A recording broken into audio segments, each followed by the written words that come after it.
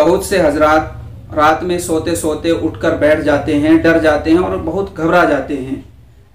اور یہ معاملہ بڑے چھوٹوں،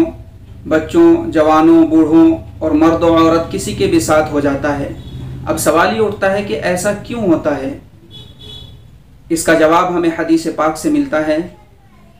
اللہ کے رسول صلی اللہ علیہ وسلم نے ایسی صورتحال میں پڑھنے کے کچھ کلمات بتلائے ہیں، دعا بتلائی ہے، جس میں شیطان کے وسوسوں اور شیطان کے قریب آنے سے پناہ مانگی گئی ہے۔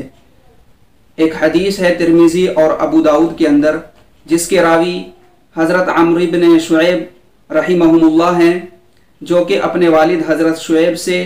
اور وہ اپنے دادا حضرت عبداللہ بن عمر رضی اللہ تعالیٰ عنہ سے روایت کرتے ہیں کہ اللہ کے نبی صلی اللہ علیہ وسلم نے فرمایا، تم میں سے جب کوئی دین میں ڈر جائے تو اسے چاہیے کہ وہ یہ کلمات پڑھے: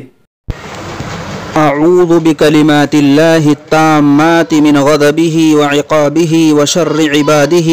ومن ہمزات الشیطان وان یحضرون۔ میں اللہ کے پورے کلمات کے ذریعے پناہ مانگتا ہوں اس کے غضب سے، اس کے عذاب سے،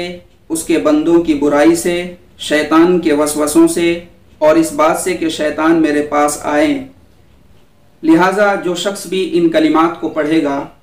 انشاءاللہ شیطان اس کو کوئی نقصان نہیں پہنچا سکتا، اس کو کوئی ضرر نہیں پہنچا سکتا ہے۔ حضرت عبداللہ بن عمر رضی اللہ تعالیٰ عنہ اپنی اولاد میں سے جو بالغ ہوتے تھے ان کو یہ کلمات سکھلایا کرتے تھے، اور جو نابالغ ہوا کرتے تھے